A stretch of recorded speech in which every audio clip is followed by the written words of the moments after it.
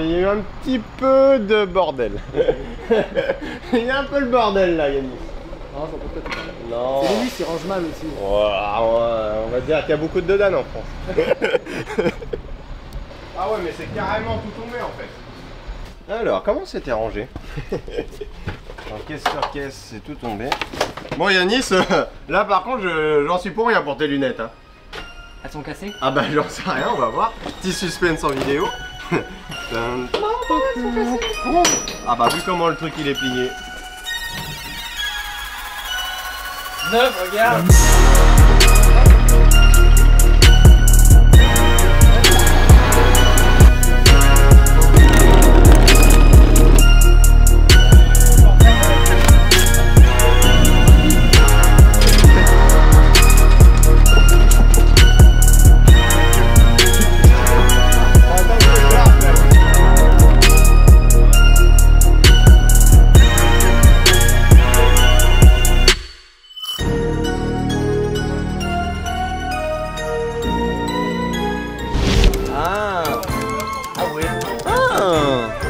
Enfin, je comprends pas ce système de physique. Là, tu tiens et puis tu tapes comme ça. Non, mais t'as forcé. Le vent il commence pas trop. Non. Et toi tu es pilote de ligne.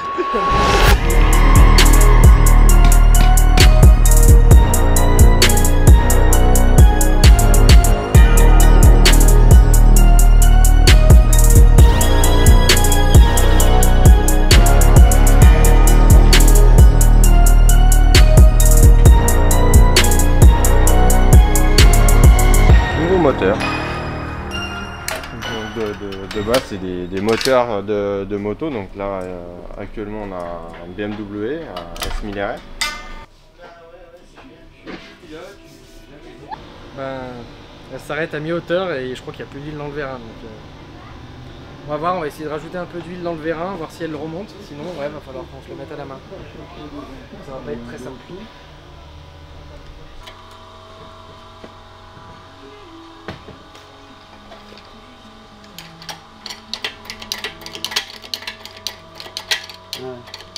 Comment? Franchi? Non. Ouais, il n'y avait pas assez d'huile dans le vérin de la chèvre. Du coup, arrivé à mi-hauteur, on pouvait plus monter. Donc là, on en a remis et du coup, on va pouvoir lever le moteur. Je ne peux pas en faire plus.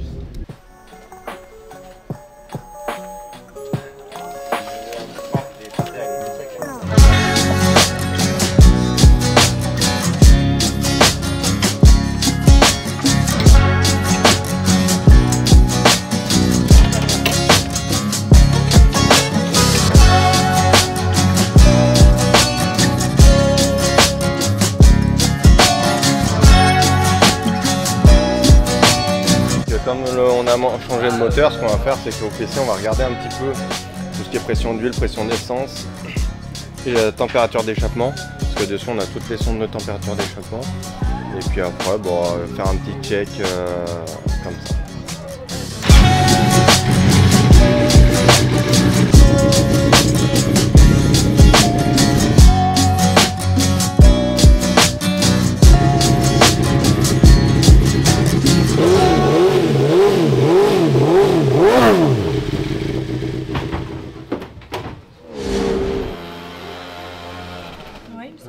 Ok. Permis, c'est bon. Parce qu'on doit faire les vérifications administratives avant en règle générale, c'est 20 h le vendredi. Et comme lui, en finissant le boulot, par exemple, sur Lyon, en début d'après-midi ou en milieu d'après-midi, il ne peut pas être là le soir. Donc on est obligé de faire les contrôles administratifs avant qu'il arrive.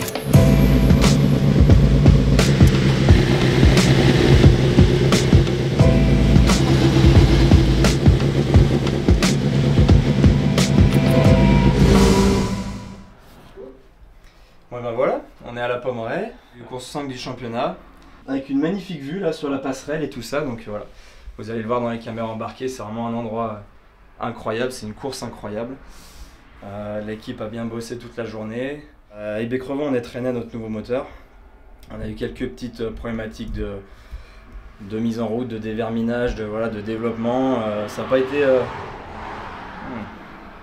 Ça reconnaît. Non, Ibex, ça n'a pas été un week-end facile. On s'en sort encore avec une 2e place. Ça roule fort devant, ça roule fort derrière, entre Marc Pernot et Max Doja. Donc voilà. C'est hyper serré, c'est à coup de 10e et à nous de tout aligner. Et tout aligner ce week-end pour vraiment faire un beau week-end, bien travaillé et essayer d'aller chercher une grosse perf parce que voilà, depuis le début de saison, on en a bien besoin. C'est vraiment une course que j'apprécie, c'est la vitesse moyenne la plus importante du championnat. Maintenant, place à quelques petites recos, une bonne nuit de sommeil et on va être chaud pour demain. Allez. Les max, elle est là, mais on la reprend quasiment. Ouais, on la reprend, Ah, pas tout à fait. J'ai 3 km/h d'écart. Ouais. Et au changement de direction, on est vite aussi.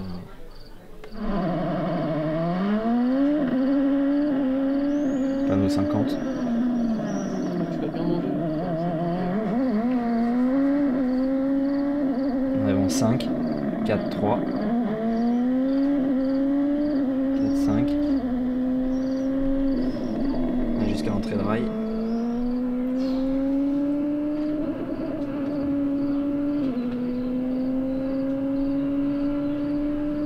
Je reste en 6. Là, je rate la corde. C'est là qu'on perd l'année dernière. T'en tombes combien là? 2. Ouais, d'accord, t'en tombes 2. Là, t'en tombes 2. Ouais. Du coup, on l'a dit, panneau 50 bien mûr. Boum. Elle a un peu mangé. Ouh, ça tape un peu. Entrée de rail.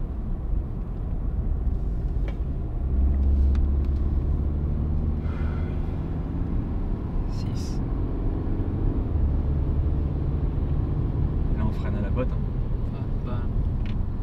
On se laisse rouler. On arrive en 6, 5, 4. On accélère hyper tôt.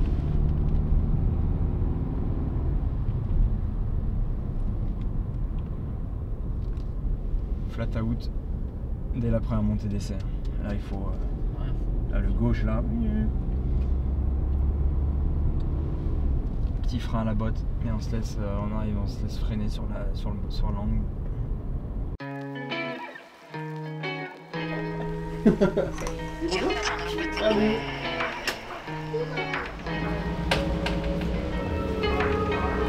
Le fruit du travail de Martin.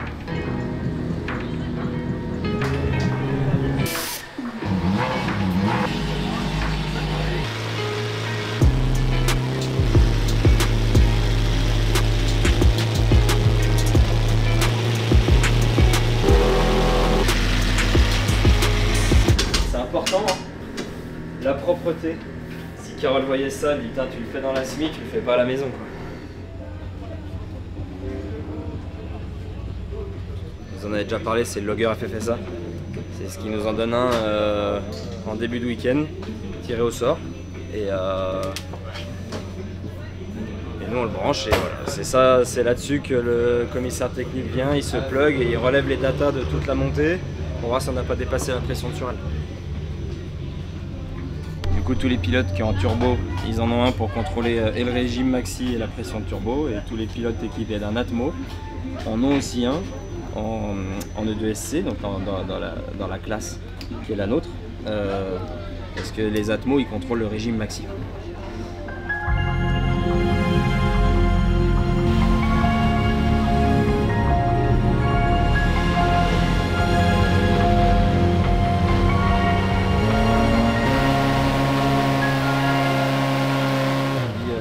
Capteur de vitesse roule, donc on va déjà envoyer le premier log à Martin pour qu'il voit si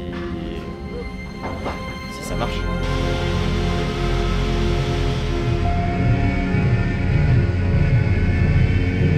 Ce qui est collé, qui peut gêner sur la tenue de route, et ensuite on vient fignoler avec une cale à poncer sur le pneu pour fignoler la surface.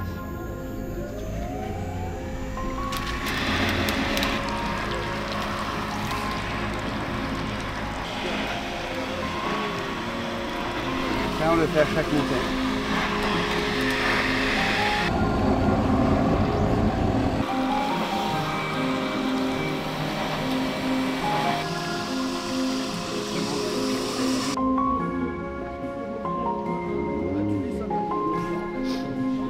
avant, après. Qui a dit que la course de côte c'était pas écologique?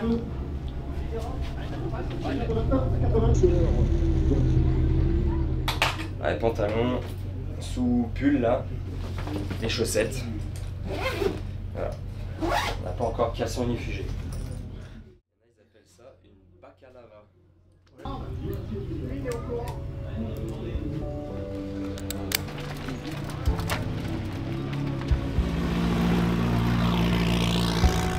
C'est pas mal. C'est du rock, hein. C'est du rock. On n'a pas entassé, mais c'est pas mal.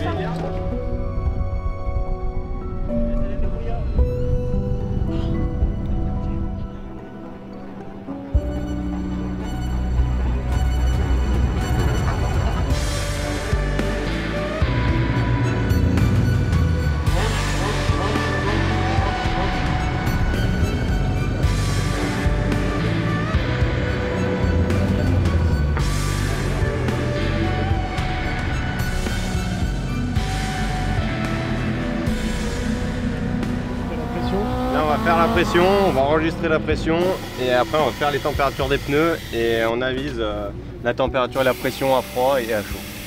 On va voir si en haut on arrive à une bonne température et une bonne pression pour régler et se mettre à jour au niveau de la pression et avoir un bon grip du pneu.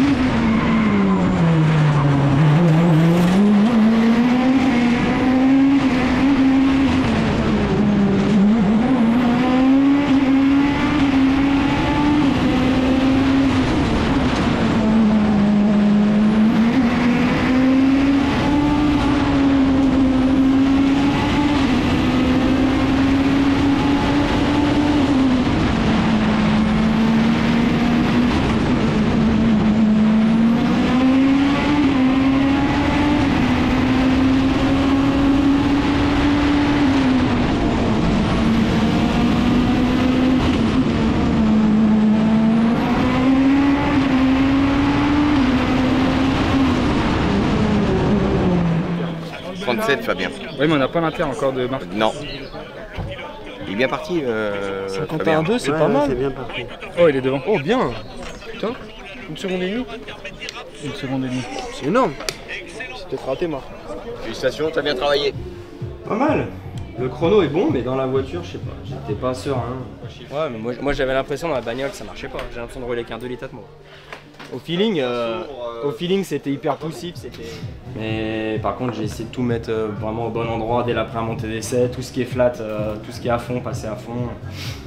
Essayer de vraiment me concentrer sur mes rapports et tout, être vraiment config course dès la première montée d'essai, tu vois. Et l'année dernière, en montée d'essai, on était en 53.2. Et là, je suis déjà en 51.2. Donc, l'année dernière, à la deuxième montée d'essai, je faisais 51.3. Donc, en fait, on est déjà, entre guillemets, une petite montée d'avance. Donc, maintenant, il faut arriver à garder ce rythme et bien analyser là, tout ça pour aller grappiller les dixièmes petit à petit. Parce que il faut arriver à faire un gros 49, tu vois. Donc, on est vraiment pas loin déjà. On est à 1 seconde 5 du temps record. Donc, bon, c'est une course qui est courte, hein, donc c'est normal de ne pas être trop loin. Mais non, c'est bien. Pour la première, c'est très bien. C'est vrai que ça a pas mal démarré au pied. Maintenant, il faut voir par rapport à eux comment ils vont s'étalonner au fur et à mesure du week-end et voir si on arrive à garder un chrono équivalent au départ avec nos concurrents, quoi. Mais déjà, on va voir si les nouveaux petits capteurs de roue ça fonctionne tout bien, et si Martin il dit que ça fonctionne, il va pouvoir lui aussi commencer à s'amuser. Donc on va voir ça sur la fin du week-end. C'était plutôt pas mal. Pour une première, franchement, top. Alors bonjour, moi c'est Jean-Charles, je pilote cette saison chez Fabien dans le team Bourgeon pour ma première saison de course de côte en catégorie CM, avec un tracking qui est construit par la famille Bourgeon. motorisé par un 1000 GSX-R dedans. Très bon début de première saison, de la découverte. Apprendre toutes les montées, c'est assez compliqué, mais on s'y fait vachement bien. La course de la Pommeraye, tracé très technique, très rapide, très sympa à rouler. On s'améliore de montée en montée. Et puis à chaque fin de montée, on débriefe du coup avec Fabien. Belle progression.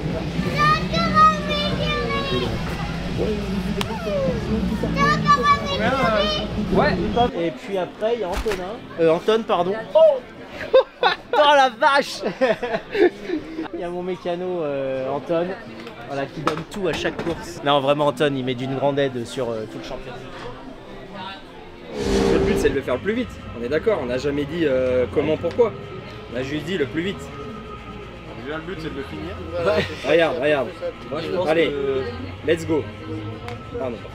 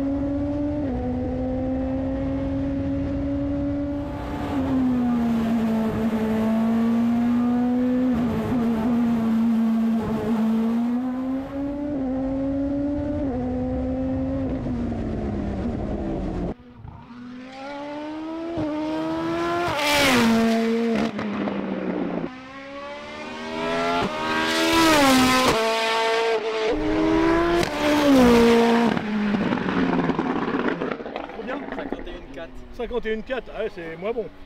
C'est moins bon, ça se rapproche, mais ouais, c'est pas toujours devant.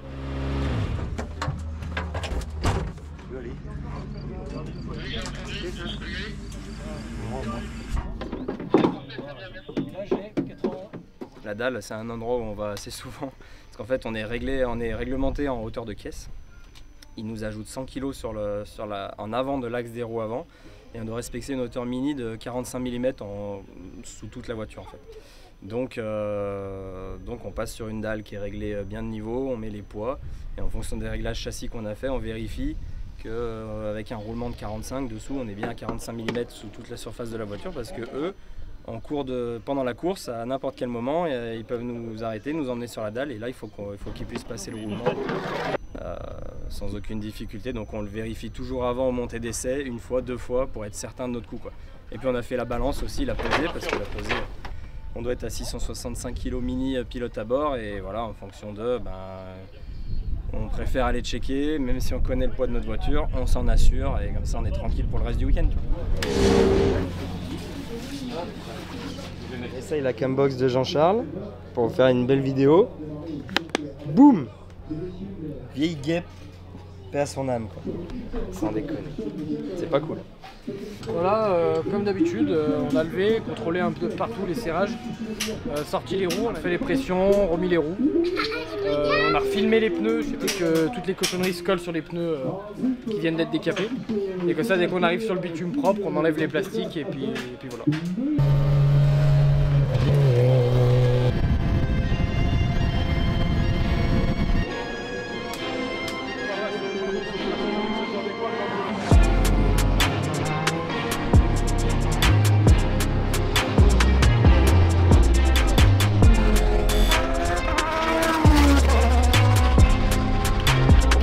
Très gros rythme ici à la passerelle. Bonjour Cindy, comment va? Des vitesses de passage qui sont assez impressionnantes. Et là, ce qu'il faut savoir en fait, c'est que vraiment le virage qui conditionne toute la remontée, en fait, c'est le virage le droit de la passerelle. Où là, il faut essayer de garder beaucoup de vitesse et surtout accélérer très très tôt pour aller jusqu'au bout du droit qui est tout au fond. Voilà, vous l'avez.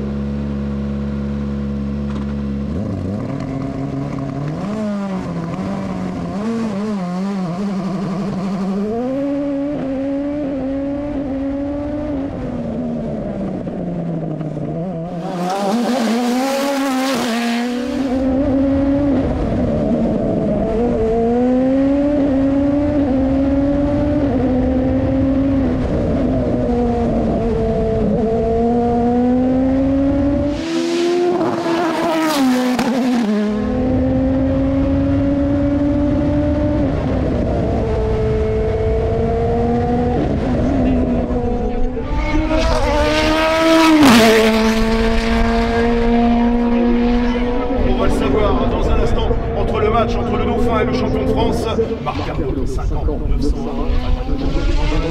Attention à l'intermédiaire, il est devant. Madame, mademoiselle, monsieur, le temps de Fabien Bourgeon. Eh bien, mesdames et messieurs, le patron, ce soir, c'est Fabien Bourgeon, 50-0-88, et le record est à 49-653. Avantage pour l'instant à Fabien Bourgeon. Eh bien, le patron, ce soir, c'est lui. Le match est relancé, la balle de match est lancée. Belle récompense pour la famille Bourgeon. Maintenant, on va quand même rappeler une chose, Didier. C'est le cumul des deux meilleurs chronos qu'on va pouvoir établir une hiérarchie. Mais moralement parlant, on peut dire quand même que la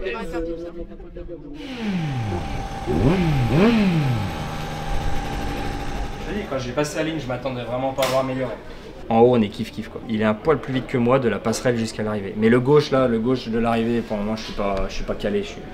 Je m'arrête dedans complet. Bon, on profite de la fin de journée là, la fin du samedi pour vous faire un petit topo aussi sur les différentes catégories en course de côte.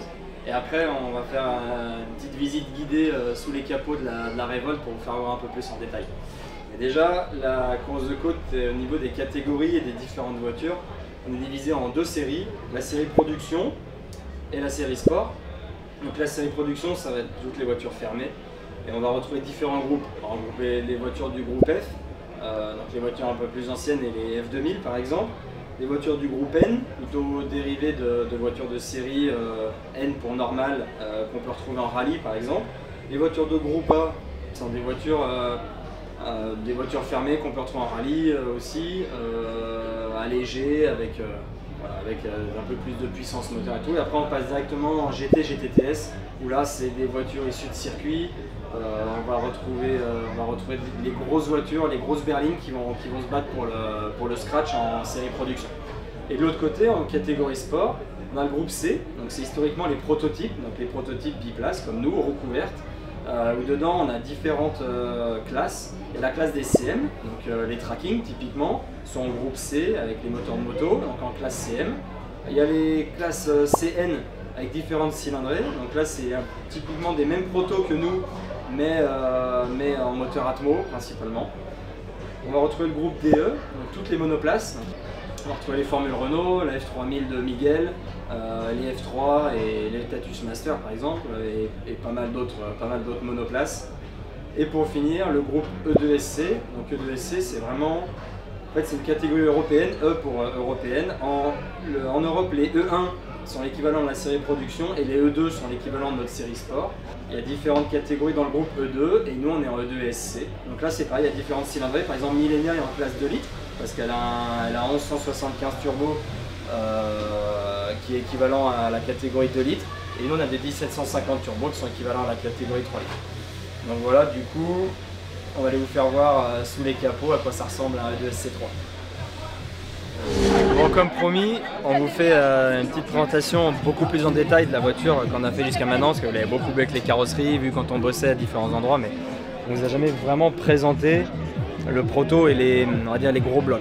Donc ça, c'est vraiment la pièce maîtresse de l'auto, c'est le châssis, c'est la cellule de survie qui est au centre de la voiture. En partie avant, on vient greffer tout le bloc avant, qui est principalement de l'aéro et un crash box pour s'il y a un choc frontal. Donc là on a vraiment une structure qui va se déformer, qui va absorber l'énergie et l'impact.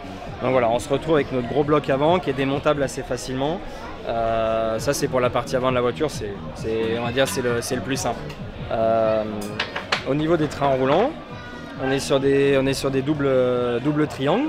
Donc un triangle inférieur, un triangle supérieur, avec des suspensions push-rod, donc des suspensions à poussant.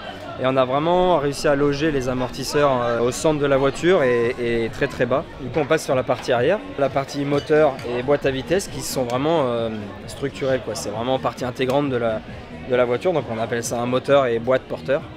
Donc nous on a notre 4 cylindres de base Alfa Romeo, qu'on a tout fait nous. Bon, l'Alfa Romeo reste plus grand chose, hein. Il va rester le bloc, la culasse. Tout le reste, tous les internes sont vraiment développés vraiment pour le moteur. Pour l'application, on est sur des pièces spécifiques, des pièces sur mesure. Sur la partie droite, dans le ponton à droite, on a le radiateur d'eau. Et dans le ponton gauche, toute la partie intercouleur, vraiment le refroidissement de la partie surale. Et après l'entretoise de boîte assez massive qu'on a sur lequel sont greffés les deux amortisseurs. Donc idem, hein, on a deux suspensions double triangle avec des poussants, des basculeurs et des amortisseurs logés sur le dessus de la voiture, le maximum au centre, donc on voit vraiment qu'on a les points d'ancrage qui sont contre le moteur avec vraiment un recentrage des masses au maximum.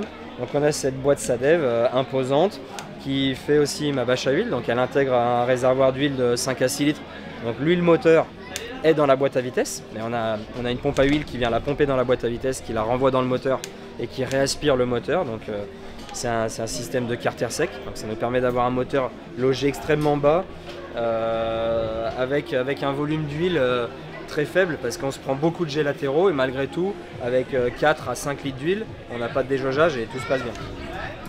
Et donc c'est une boîte à vitesse 6 rapports. Vous avez vu dans le dernier épisode on a fait la boîte à brèche, donc voilà, on démonte le cul de boîte, on a l'accès à la pignonnerie et voilà, donc ça c'est une boîte du commerce, alors que tout le reste de la voiture, le châssis, toute la partie avant et le moteur, c'est vraiment de notre conception et de notre construction. Et puis vraiment à la toute fin, on a l'aileron arrière qui est vraiment imposant, on fait quasiment 2 mètres de large, et le diffuseur qui est aussi assez imposant et qui lui génère une succion sous la voiture et qui nous génère notre charge aéro. C'est la principale source de charge aéro, cette dépression sous le fond plat qui nous colle à la route. Pour les freins, comme on a quand même une voiture qui a le moteur très en avant avec une répartition des masses pas 50-50 mais on est assez proche de ça. On a vraiment une voiture pas comme une traction avant, on a tout le poids qui est à l'avant et donc qui nécessite de gros freins. Nous on a les 4 mêmes disques et les 4 mêmes étriers aux 4 coins de la voiture. Donc c'est des disques qui sont pas énormes, hein, 280 mm, mais c'est les disques maximum qui peuvent passer dans une jante en 13 pouces. Et on a des étriers 4 pistons. Je vous laisse imaginer des disques ventilés de 18 de large en 280 avec des étriers 4 pistons pour arrêter uniquement 600 kg, ça fait le taf à 200%. Donc, voilà, on a ces freins là avec des plaquettes très tendres, vraiment typées course de côte qui ont du mordant, qui travaillent à froid et qui se bouffent beaucoup. C'est pour ça que vous voyez souvent Lewis souffler les freins, nettoyer les gougures, nettoyer toute la partie plaquette et tout, et aussi on fait le déglaçage des plaquettes assez fréquemment.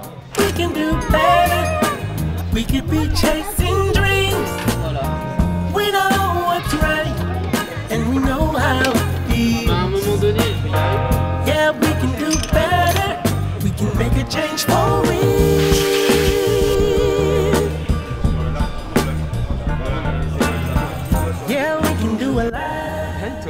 Nickel. Ouais, il vient de partir un peu plus gonflé. Ouais, je comprends. Moi. Donc il faut qu'on parte plus gonflé, mais qu'on dégonfle au dernier moment. Et...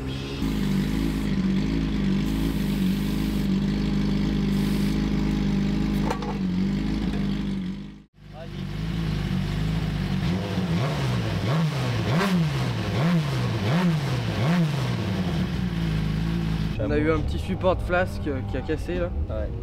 Enfin qui s'est décollé surtout. Donc je suis en train de gratter l'ancienne colle. Puis on va le recoller, on a le morceau qui est là-bas, on va le recoller et puis on pourra remettre la flasque du coup pour la première montée. On est dimanche quoi. Bien couvert. À mon avis, on va avoir une montée à peu près sèche ce matin et la météo nous annonce que le reste de la journée ne devrait pas être fameux. Donc il faut tout donner ce matin, il faut continuer sur la belle lancée d'hier et aller chercher un gros chrono pour un super cumul. Et faut jamais rien lâcher, en face il lâche rien, on le sait, hein. Les dimanches matins ils sont toujours super forts. Faut que je me mette dans le rythme là, faut que je me fasse un petit warm-up à moi et motivé. Comme la voiture doit être au poids mini, ce qu'on fait c'est qu'on joue sur la quantité d'essence et aussi un petit peu sur la quantité d'eau qu'on met dans la voiture pour refroidir l'échangeur. Donc on a un petit bocal d'1,5 litre là et selon le poids qu'on a, si on a 2 kg près, on peut remplir à fond le bocal et quand on va arriver en haut, on en aura consommé un petit peu. Alors sur une montée, selon le nombre de kilomètres de la montée, on va pas consommer beaucoup, donc on va dire qu'on peut arriver en haut, si on a mis 1,5 litre, on peut arriver à 1 litre 2, 1 litre 3, donc pour nous, à la pesée, c'est un plus. Et après on peut jouer aussi sur, on a des lestes au niveau, on a une petite plaque en bois ici, qu'on peut rajouter avec une plaque en acier, qui peut, on a plusieurs plaques, on peut faire 2 kg, 5 kg et on peut même faire un petit peu les types de F1 où on part d'ici et on vient jusque cette partie là avec une énorme plaque qu'on a dans la SMI qui fait entre 12 et 13 kg pour vraiment, si à la pesée il nous manque beaucoup de poids, si on arrive à gagner encore un peu de poids sur la caisse, on met du poids au plus bas. Vous voyez qu'on a plusieurs réglages ici de régler le flap. On était sur le 2e cran, on l'a mis sur le 3e cran, ce qui fait que ça va venir changer un petit peu le flux aéro sur la voiture, notamment l'appui sur l'arrière. Là on va diminuer un peu la charge aéro, on va pouvoir prendre un petit peu plus de Vmax.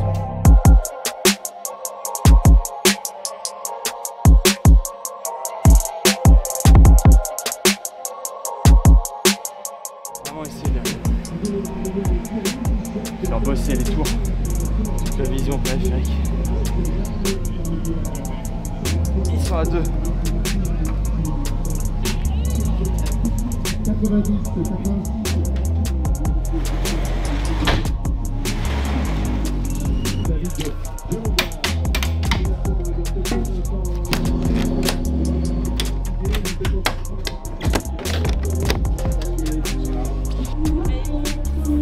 Boum. Ah, il va passer à côté.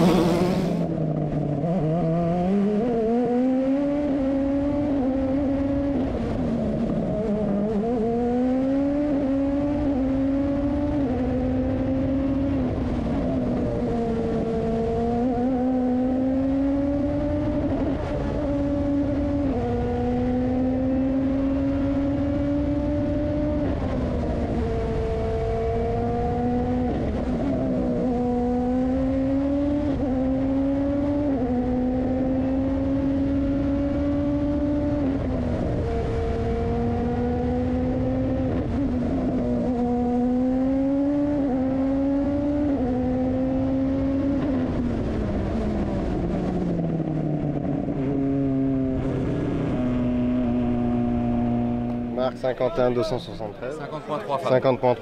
Bon, c'est joli. Qui est premier? Fab. Fab. Let's go. Bien. Bien. Bien. C'est un jeu. Contrôle d'auteur de caisse. Ah, t'as quand même bien touché le. Ah oui. On était bon hier, pas de raison. Ouais, les conditions étaient bien fraîches, on avait un petit peu des gouttelettes de pluie sur le casque, donc c'est jamais évident de rouler sans se poser de questions, tu vois. Donc voilà, j'ai essayé de mettre du gaz quand même, j'ai fait une grosse faute en bas au retour sur la route là, après le parking. J'ai tapé l'herbe, enfin j'ai tapé la butte et la voiture a décollé, donc j'ai pas pu accélérer vraiment tôt. Et je me suis mis dans une situation un peu délicate, et voilà. Mais sinon, par rapport aux autres, le chrono est bon, donc c'est positif.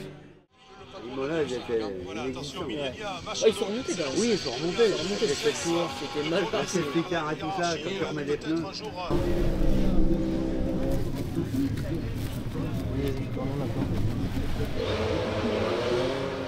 Qu'est-ce qu'elle dit, Roman Lastar? Du 52, mais. Mais non, mais. L'année dernière, il a frisé la correctionnelle. Faut le dire, mais il roulait avec un caleçon, un damar des temps modernes. Ouais, parce que s'il contrôle, c'est mort. On va faire les photos. Je les mettrai plus jamais. On aurait dit maquis.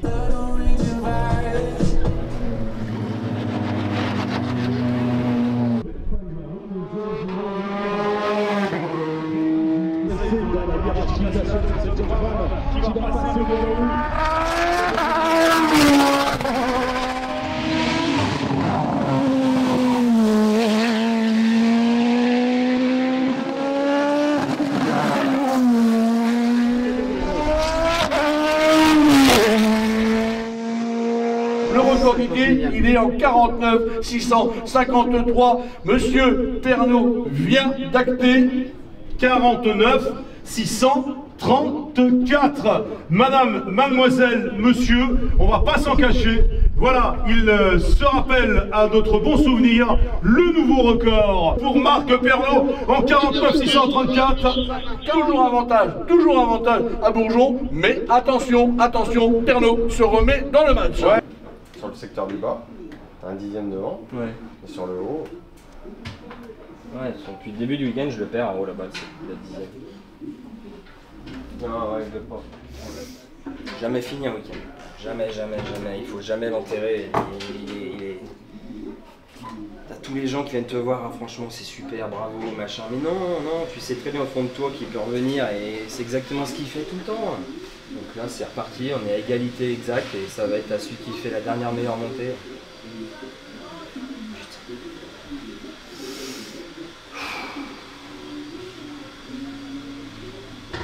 va falloir être très bon.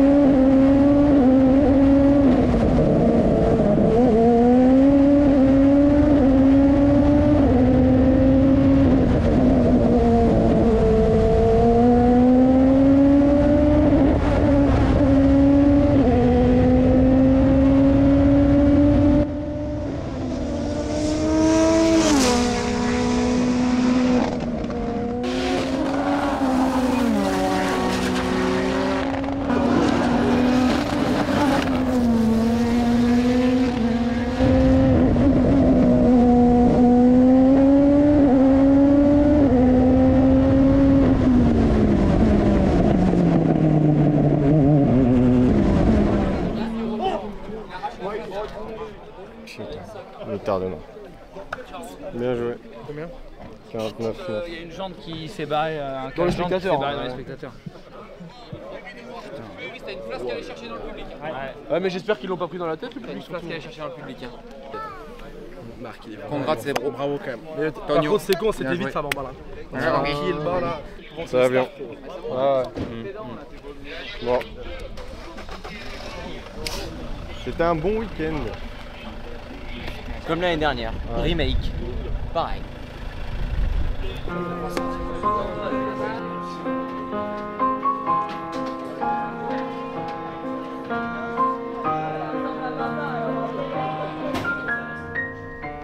Bien joué quand même mon pote. Mais si. J'ai quand même des jolis chronos. Tu peux dire ça gros. Ah certes. Un joli chrono de quoi? On est à 4 dixièmes sur 2 bornes. Tu peux pas dire que c'est un joli chrono. Il y en aura d'autres. Mais bien sûr.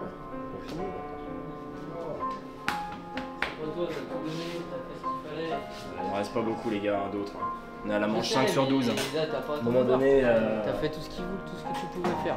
Mais t'as fait tout ce que tu pouvais faire avec une voiture qui était sous virus. Voilà. Si la voiture elle va pas. Ah ouais mais bon. C'est mon rôle de la faire aller. On a frisé la correctionnelle. Les deux dérives sont rayées. On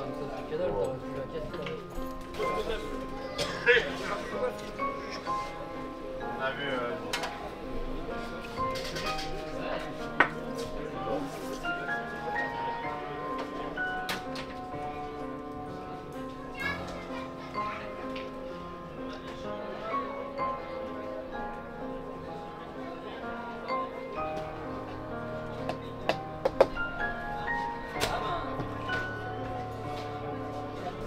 tel niveau là qu'il ne faut pas faire d'erreur, et j'en ai fait, et j'ai craqué sous la pression, lui non. Et voilà, c'est tout, il fallait faire une montée parfaite, et je vais me foutre dans les bottes de paille, j'ai fait me foutre dans la rail, j'ai poussé tout ce que j'ai pu, mais les pneus n'ont pas du tout réagi comme on l'avait prévu. Je me suis pénalisé tout seul comme un nul, j'ai fait un départ pourri, rien qui allait quoi. Sauf que c'est une montée, il fallait être parfait. On n'a rien à faire pour Saint-Gueno, mais il s'en est fallu de peu. C'est comme ça. On va digérer ça en une semaine et puis on va essayer de repartir motivé à Saint-Gueno, mais pas facile.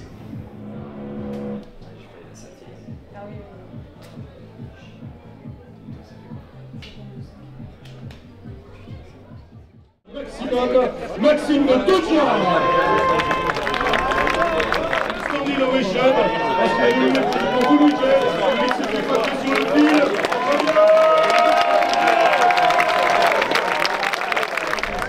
Celui qui est bien, lui qui n'a rien lâché. On dit souvent Marc, allez, on va pas se le cacher, hein. Quand on a vu qu'il y avait 7 dixièmes avant la dernière montée, on avait tendance à dire bon, il a déjà battu le record, une fois les parts peut-être. Non, on parle pas, on s'en branle, ça sert à rien. Notre avis, on s'en fout. Okay. Sur le fil.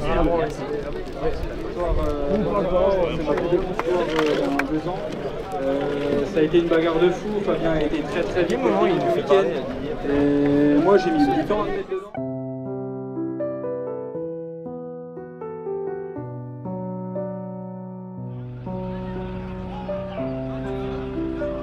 C'est vraiment à froid, j'ai encore les yeux collés.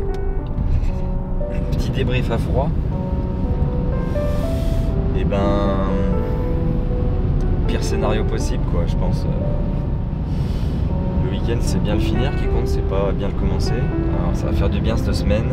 Et on va essayer de tout donner à Saint-Gueno, aussi bien travailler qu'ici, parce que là malgré tout ça s'est joué à rien. On n'a pas eu de problème méca par contre. On a fait un week-end clean, j'ai pu vraiment me concentrer dans mon pilotage, et voilà ça s'est vu parce que le rythme était quand même tout de suite là. Mais... donc ça c'est aussi le point positif, c'est que là vraiment tout a bien fonctionné. La caisse ça marche, il faut encore trouver des petits trucs où voilà, typiquement la caisse un peu soulireuse à la dernière montée, qu'on corrige un peu ça et qu'on arrive à anticiper mieux la réaction de l'auto au fur et à mesure du week-end. Mais c'est le championnat de France de la montagne, si on veut gagner il faut que tout soit parfait et pour le moment on n'est pas à tout parfait. Vous avez été nombreux à nous la demander cette vidéo, nombreux à nous demander ah Ebec on n'a pas vu et tout, donc effectivement Ebec on n'a pas fait la vidéo, on ne pouvait pas tous les week-ends. La Pommeraye Saint-Gueno, coup sur coup, il y aura du contenu, donc voilà, vous avez hâte de la voir, on a l'impression. Et vous êtes beaucoup à nous en parler, donc voilà, j'espère que vous avez bien profité de celle-ci. Tout le monde se donne à fond pour vous faire quelque chose de quali, et comme d'hab, vous voyez tout ce qui s'est passé ce week-end, donc j'espère que ça vous a plu, et on se voit à Saint-Gueno.